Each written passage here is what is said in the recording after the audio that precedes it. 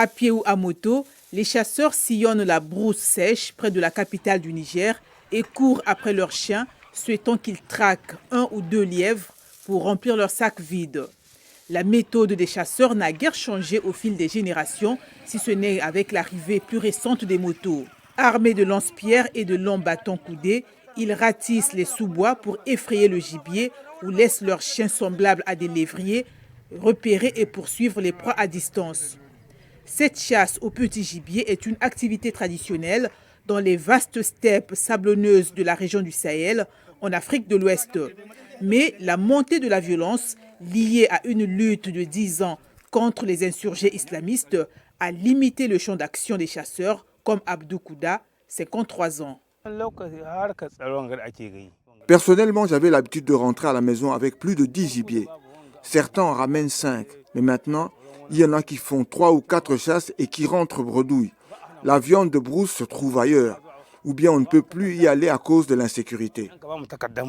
Le nombre d'écureuils terrestres, de lièvres, d'outardes, de pintades et d'autres gibiers locaux autrefois communs a diminué en raison de l'augmentation de la chasse dans les zones où les chasseurs sont encore autorisés à aller.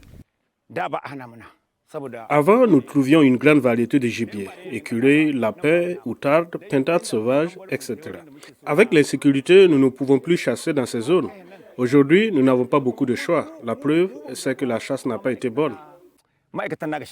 La situation sécuritaire du Niger s'est détériorée ces derniers mois avec une augmentation des attaques des groupes islamistes depuis que la junte militaire a chassé le président Mohamed Bazoum du pouvoir en juillet dernier, à en croire la CLED, un groupe de surveillance des crises.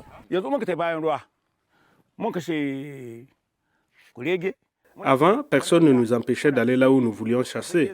Mais aujourd'hui, avec l'insécurité, c'est compliqué.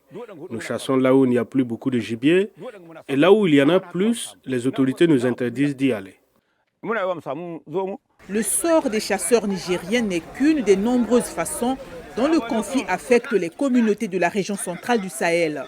La chasse, autrefois source de nourriture et de lien social, devient un combat pour la survie dans un environnement en proie à l'instabilité.